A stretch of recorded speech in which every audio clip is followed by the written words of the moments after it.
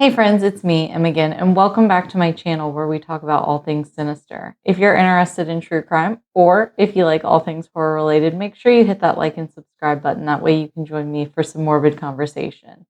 And before we get into today's story, I do want to do just like a little bit of housekeeping stuff. First off, I'm trying to find ways to improve this channel. I've paid a little bit for some editing software where I can kind of make my videos a little bit more fluid. This week, I am testing out a new microphone, so that way I'm not just relying on the microphone on my camera. So hopefully the audio content is a little bit better for you guys. Another thing, I think I have finally figured out a recording, researching, editing schedule that will hopefully allow me to put out one video a week on average. And I'm really hoping to be able to stick with this schedule because I already know the next story, which is going to kind of be a Christmassy kind of theme. It's going to take place around Christmas time.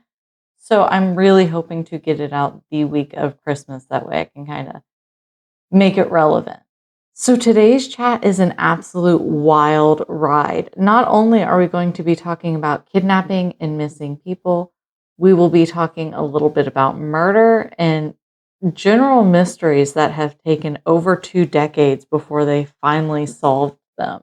And that's because today we're going to be talking about Franklin Floyd. I'm not sure if you've heard of him. Honestly, I hadn't up until recently, and that surprises me because this guy is absolutely insane.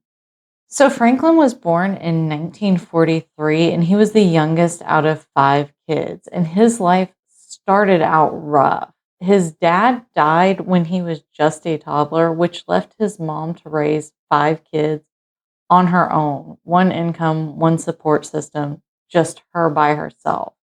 And this proved to be pretty challenging for her. She ended up moving her and the 5 kids in with her parents for some time, but after a couple of years, the grandparents ended up kicking them out. And I mean, honestly, like I get that because it was a small apartment and it was 3 adults and 5 children. I think that would be enough to drive anybody crazy. So after a couple of years, they got kicked out. So because of being kicked out of the grandparents' home, his mom was still struggling. She still had to take care of 5 kids, and it was still too hard for her to manage. So because of this, her hands were kind of tied, and she ended up putting her 5 children in the Georgia Baptist home for kids, like a orphanage foster care system for her 5 children. And it was said that Franklin was pretty badly abused while he was here, both by the children there, but it also said his punishments by the staff there were pretty severe for the offenses that he did. Since he was the youngest of the 5 children, he was the last one to age out of the system, meaning he was the youngest, he was the last one to turn 18 and be able to leave the orphanage. However, before he turned 18, he would actually run away in 1959, and he was caught breaking into someone's home and stealing food. And when that happened, the police actually called his older sister and said, "Hey, you know what? We won't press charges if you just take Franklin and let him live with you. Let him leave the orphanage and let him live with you." And so she did. Now, he stayed with his sister for a very short period of time, but she ended up kicking him out too. And when she did, Franklin ended up finding his mom again. And at the time, she was working as a prostitute. And the two of them got together and forged some paperwork that allowed Franklin to join the army underage. However, this only lasted for about 6 months. And after 6 months, it was shown that his paperwork was falsified and he was kicked out of the army. Then in 1960, Floyd broke into a store with the intention of stealing a gun, and police were actually called while he was still there at the store, and he was actually shot during this burglary, and he ended up having to have emergency surgery. After surgery, obviously, he was arrested, and he would end up getting arrested the following year for violating the parole off of that first arrest. So in 1962, Floyd's criminal career would take a seriously darker turn. He actually would be arrested because he had kidnapped and molested a 4-year-old girl. Originally, he was set to serve 10 to 20 years in prison, but he ended up getting moved to a state hospital to undergo psychiatric testing. So in 1963, Floyd would escape the hospital and then he would end up robbing a bank for 6 grand. So when he was caught, now he has a robbery conviction added to his record as well.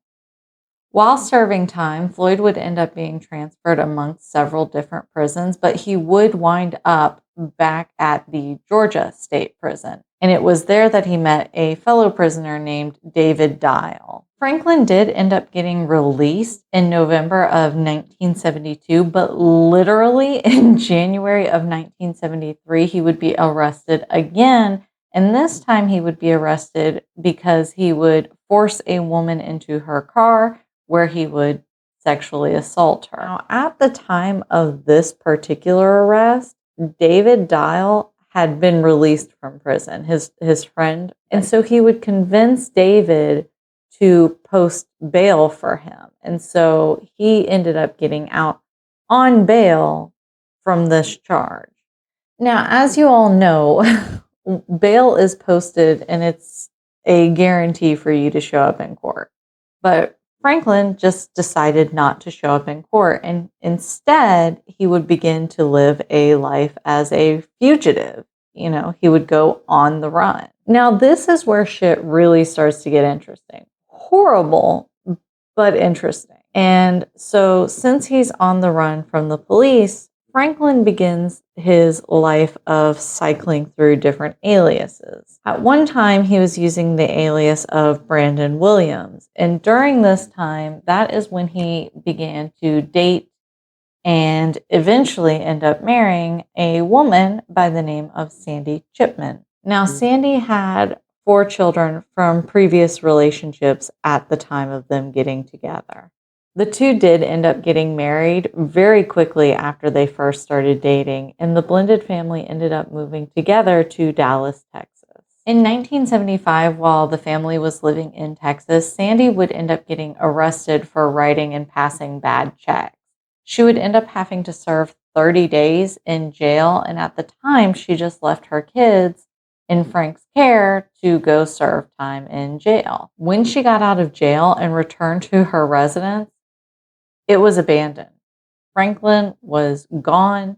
The kids were gone. When she tried to make a report with the police, she was told there wasn't much that they could do because he was the kid's stepfather. So she was pretty much up a creek without a paddle. She did end up finding 2 of the 4 kids, 2 of her girls. She found them in like a foster care system. One of the kids ended up being adopted out. And so she never found him again. And then the 4th kid just remained a mystery. She had no information regarding her whatsoever, which is awful. I don't know how, that's just awful. I can't imagine just coming home to all your kids just being gone and 2 of your 4 kids just being poof out of your life forever. Just after 30 days, you get home and they're gone. Like, Franklin's an asshole. Like, he really is. And he gets so much worse. But like, even just this move right here, the very first dick thing he does is a pretty big dick move. And like I said, he only gets worse from here. Like I said, it's going to get interesting. Horrible, but interesting. So by 1989, Franklin is now living in Tampa with his new girlfriend, Sharon Marshall, and her son, Michael. Sharon has a job as a dancer in a strip club, and that's where she meets her coworker, Cheryl Ann Camesso. Now, at one point, Sharon and Cheryl had gotten into a fight, and allegedly, this caused Cheryl to call social services on Sharon. And she called social services to let them know that Sharon was misrepresenting her income and not claiming all the tips that she was getting working as a dancer. So Sharon ended up being investigated. And due to this investigation, Sharon ended up losing her government benefits, which her and Franklin were relying pretty heavily on. Because of this, Franklin ended up going to Sharon's work at the club, and he and Cheryl had gotten into a pretty heated argument over this. Franklin was kind of known for being pretty hot headed and for being pretty volatile, and he went to the club to, I guess, let Cheryl know that he was pretty pissed off at her. So, shortly after their altercation in April of 1989, Cheryl actually ended up going missing. They found her Corvette abandoned at the airport with no signs of Cheryl being anywhere near. Everyone suspected Franklin because of his hot headed and volatile nature, and to make himself look even more guilty, about a month later, he packed up Sharon and Michael and they completely fled from Tampa. So the first place they went after they left Tampa was New Orleans, and the two decided that they were going to end up getting married. And to make things even more suspicious, we know Franklin was going by different aliases, but in New Orleans, he started having Sharon go by another alias, and she went by the name of Tanya Dawn, or just Tanya, and he began to go by Clarence Marcus Hughes, or just Clarence. So now he has a new alias, and now Sharon is now Tanya. So now she has a new alias. So now Clarence and Tanya are really Franklin and Sharon. Also, at this time, Franklin, I'm just going to call him Franklin. I mean, he has so many different aliases. I'm just going to call him Franklin. So, at this time, once he and Sharon, or now Tanya, end up getting married, Franklin would start telling people that Michael was his biological son, and he would claim Michael as his own. And as far as anybody was concerned, the three of them were a family unit, with Michael being their biological child. So after getting married in New Orleans, the family of three would end up moving to Tulsa, Oklahoma. And it was there that Sharon, who's now Tanya, would start working as a dancer again in another strip club. And while she was there, she made so many friends amongst her coworkers. She was very well liked amongst her peers. So her coworkers would actually end up trying to convince Sharon to leave her husband. And it would be because they would see how he treated her, how he talked to her. And not only that, she'd show up to work with bruises on her that were kind of indicative of domestic violence. They thought that she was being abused in her home. And so they would try to get her to leave him. Sharon wanted to leave him. Sharon wanted to leave Franklin. She was actually having an affair with someone named Kevin Brown at the time. But Sharon was afraid of Franklin, and she was afraid that if she left him, he would hurt her and her son, because he flat out told her that he would. He had threatened her before, he had threatened her son before, and she was worried that if she tried to leave him, that he would end up hurting the two of them, or worse, maybe even killing them. However, despite all this, in April of 1990, she actually did make plans for her and Michael to run away with Kevin Brown and leave Franklin. However, before she was able to actually act on this plan, Sharon would be found on the side of the road and gravely injured. What had happened was she had been hit by a car and the car had fled the scene. She would end up being taken to the hospital to be treated for her injuries, but after 5 days, she would end up passing away because of the injuries that she sustained from this hit and run. So, of course, especially her coworkers, everybody was kind of suspicious of Franklin because, like I said, she had been planning on leaving him, and her coworkers knew that she was afraid of Franklin and worried that he would kill her if she tried to run away from him. And here she ends up being gravely injured. Not only that, Franklin wouldn't even pay for her headstone. Her coworkers at work would end up pulling money together and fundraising in order to get her a headstone because he wouldn't, which is also really suspicious. The final nail on the coffin, in my opinion, that makes him look so suspicious of this hit and run is this whole time Franklin had been claiming that Michael was his biological son. So as far as her coworkers know and the acquaintances they had in Oklahoma knows, Michael's his kid. But when people started asking questions, Franklin turned Michael over to the Oklahoma State Welfare Department and he just takes off. 2 months after all this happens, he actually ends up back in Georgia. And while in Georgia, he ends up being arrested and made to serve out the sentence that he was on the run from 1974. Remember how his buddy posted bail and he started this life of being a fugitive? Well, at this point in Georgia, he ended up being apprehended.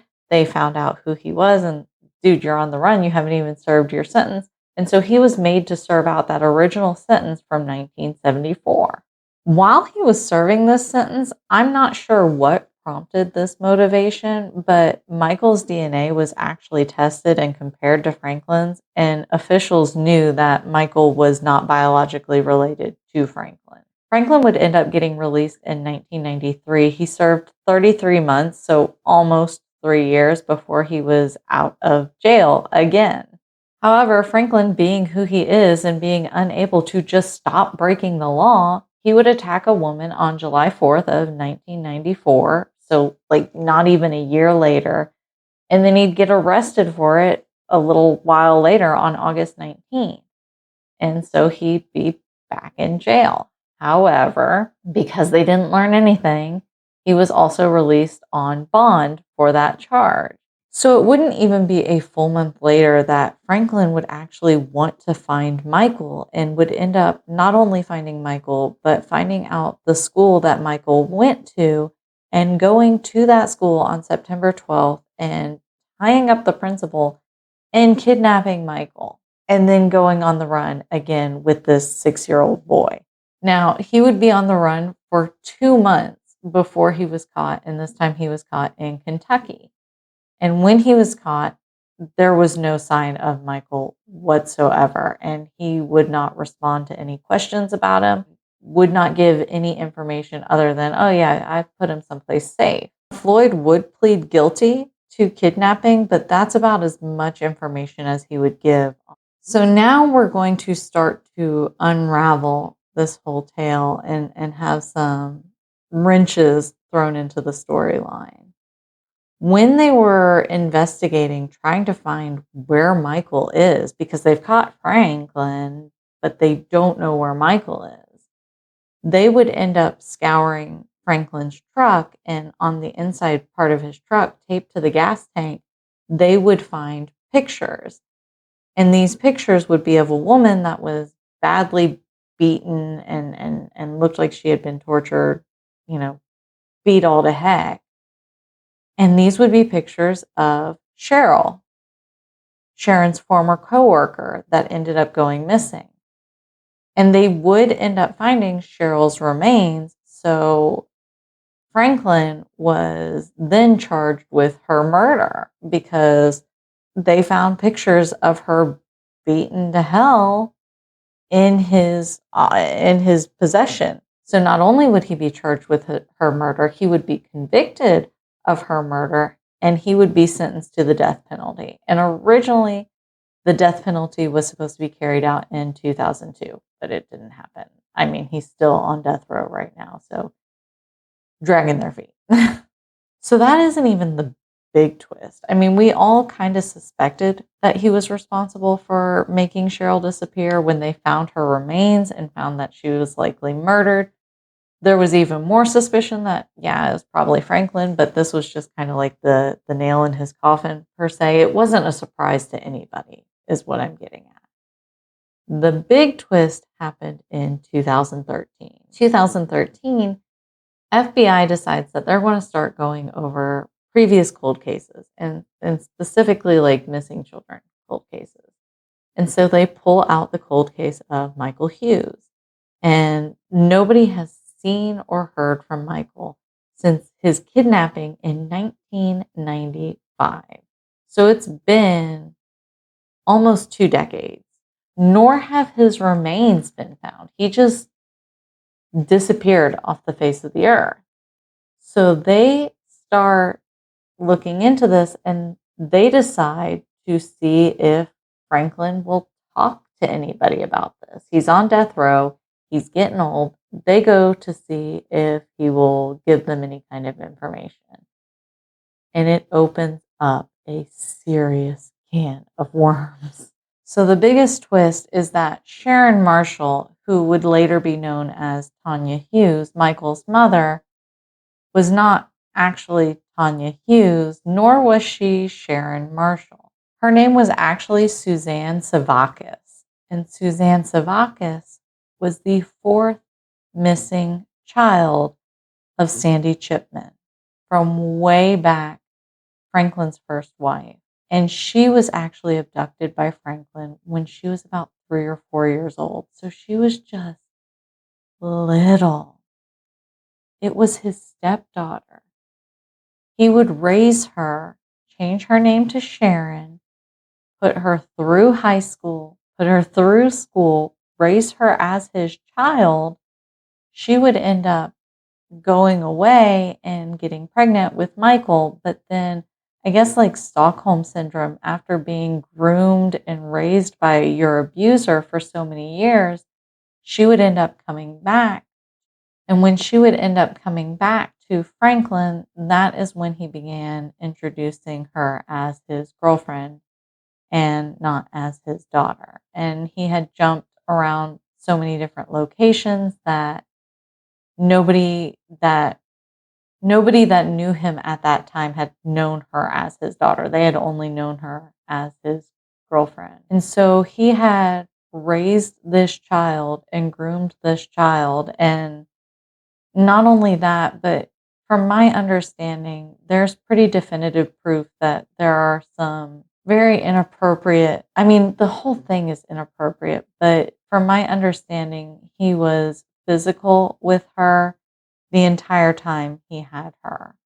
So just a heartbreaking life for her that ended in death. And I mean, her whole life was just stolen from her. From the time she was like 3 or 4 years old, she was groomed and lived with this predator and ultimately died at a very young age, not knowing what a normal life is like. So after Franklin admitted this whole crazy story of abducting, grooming, and marrying this child, FBI would end up taking DNA samples and confirming that yes, Tanya, who was Sharon, was actually Suzanne. And they were able to solve this first missing persons case from the 1970s in 2013 after being cold this whole time. While it's great that they were able to give that family peace of mind and be able to tell Suzanne's mother where her child actually was and what had actually happened to her and give her some closure, that wasn't the cold case that they were there to talk about. Where's Michael? Franklin did talk about Michael too. And unfortunately, what he had to say about Michael was after getting Michael, he was a 6-year-old boy and he was being a 6-year-old boy. And I don't know if you know any 6-year-old boys, but 6-year-old boys can be a bit much. They can be a handful. Any kids can be a handful. You guys know I have 2 young kids of my own and they're a handful. And I don't think Franklin anticipated how much of a handful kids could be. And according to Franklin, Franklin put 2 bullets in the back of Michael's head and then buried his body near the last interstate leaving Oklahoma, which, of course, FBI searched the area. Obviously, after 20 years, they weren't hopeful in finding any remains. 20 years, animals are going to take care of even the bones. I mean, animals are going to take care of anything that they can find, but they were hoping to maybe find a zipper from a hoodie or a pair of pants, maybe find some shell casings, and they found nothing. But again, they weren't hopeful. Just because they found nothing doesn't mean that what Franklin's saying isn't true, because realistically, he doesn't have a reason to lie. He's old, he's on death row, he really doesn't gain anything from it. But they found nothing. And sadly, he said he did this the day he abducted Michael. So I'm not quite sure what his plan was. I mean, obviously, I don't think he had much of a plan, but how awful. Like, he abducted this boy for no reason. Like, he just abducted him apparently to murder him and dump his body at 6 years old after maybe, possibly, allegedly killing his mom. So Floyd's almost 80 years old. And like I said, he's still alive. He's still on death row. They don't have an execution date set for him. And it's kind of looking like, with his health conditions and just being like an old ass man, like he's probably going to die before they kill him. If we're being honest, 80 years old and having health problems. I don't know if he's going to make it to his execution. They haven't even set a date yet. Like I said, it was originally supposed to be 2002, but obviously that never happened. I hope he's miserable, because what a miserable life he gave other people. Anyway, friends, that is it. I don't know what else I can add to this one either. It's just a crazy story. Like, multiple different aliases. Yeah, that's crazy. Murder, mystery, kidnapping. It's got it all. It's just got like a little appetizer sampling platter of everything that we talk about in this. Like, it's just kind of crazy. Solving a missing persons case from the 1970s in 2013 while trying to solve another case. It's crazy. And so this is what blows my mind too. I know that people who are serial killers, like, I mean, you look at Ted Bundy, and I mean, even Jeffrey Dahmer, like, now that we know who they are, we can look at them and be like, yeah, you're creepy. I know you're creepy. But like, these people look so normal. The picture of this guy with Suzanne, who ended up being Sharon, who ended up being Tanya, the picture of the two of them together when she was a young girl looks just like a daddy and a daughter. Like, he looks so normal. And he just looks so normal. And I don't think it's fair for them to just look so normal, especially when you're so heinous that you are murdering people and molesting children and grooming children for their entire life. Anyway, like I said, I have plans for a special Christmas episode. It's not really all that Christmassy, other than it takes place at Christmas time, but I thought it would kind of fit in a little bit. And then I'm going to have to be thinking of a new background besides my tree. I've got a backdrop kind of thing in the works right now, but I don't think it's going to be as pretty as my tree. I know y'all aren't here for the tree. You're here for the stories, and I have got stories.